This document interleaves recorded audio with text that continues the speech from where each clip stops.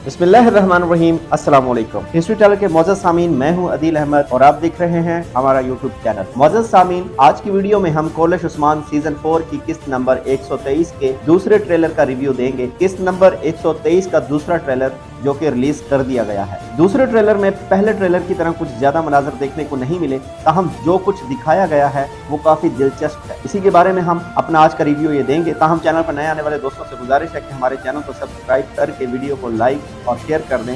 Bell icon जरूर दबा दें ताकि आने वाली हर नई वीडियो का नोटिफिकेशन आपको मिल सके। मौजूद सामीन, ट्रेलर में हमने देखा कि उस्मान बेग के सिपाही जेरकुताई और कोनूर अल्प दोनों मंगोल लिबास में नजर आते हैं और इनके साथ तुरहान खान गुलामों की तरह साथ होता है। उस्मान के ये सिपाही मंगोल कयामगाह में दाखिल होते हैं और दाखिल होते ही मंगोल नौकरों को काटना शुरू कर देते हैं। फिर अगले सीन में हमने तुर्गत बेग को देखा जिसे रस्सियों की मदद से बांधा गया होता है। ताहम सिपाही वो रस्सियां खोलते नजर आ रहे हैं। सीन को देखकर लगता है कि तुर्गत बेग को आजाद करवाने में उस्मान बेग के ये सिपाही कामयाब हो जाएं। नाजरीन, ट्रेलर के नेक्स्ट सीन में हमने नाइमान को देखा जो कि अपनी गोग टेंगरी की पूजा में महू है, जबकि उसी जगह पर तुर्गत बेग को भी देखा जा सकता है जिसके हाथ बंधे हुए हैं। क्या तुर्गत बेग फिर से नाइमान की पकड़ में आ जाते हैं या फिर ये सीन तुर्गत बेग की आजाद होने से पहले का हो सकता है? सामीन, हमने ट्रेलर में उस्मान बेग को एक पैगाम पढ़ते देखा जिसे देखकर लगता है कि ये तुर्गत बेग के बारे में है, क्योंकि इस तहरीर पर तुर्गत बेग का नाम लिखा पढ़ा जा सकता है।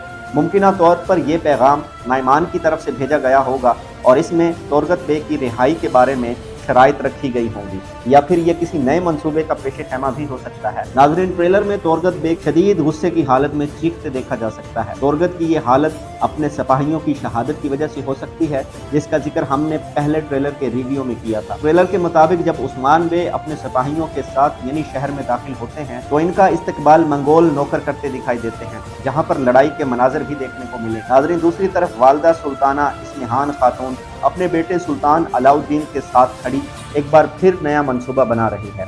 ऐसा लगता है कि इस्मिहान खातून सुल्तान को उस्मान बेग और सरहदी सरदारों के उन इक़दामात के बारे में बता रही है जो कि किस्त नंबर 122 में हमने देखे थे, जिसमें सरहदी सरदारान का उस्मान बेग को क़ुव्वत फराहम करना और टैक्सेस की अदायगी के मामलात भी शामिल थे। इसी बात को लेकर इस्मिहान खातून सुल्तान को उस्मान बेग के बारे में भड़काने का काम करती दिखाई दे रही है। ट्रेलर में हमने आक तैमूर बेग के कबीले के मनाजर भी देखे, जिसमें हमने बेंगे खातून को एक सिपाही के साथ देखा है।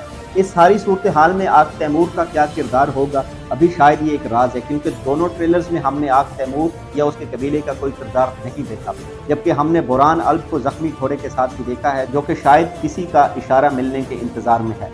ट्रेलर के लास्ट में हमने उस्मान बेग को नाइमान की करारगाह में दाखिल होते देखा। उस्मान बेग तुर्गत बेग को लेने गए हैं या फिर नाइमान को किसी नए चाल में फंसाने की कोशिश होगी, ये जानने के लिए हमें किस्त का इंतजार करना होगा।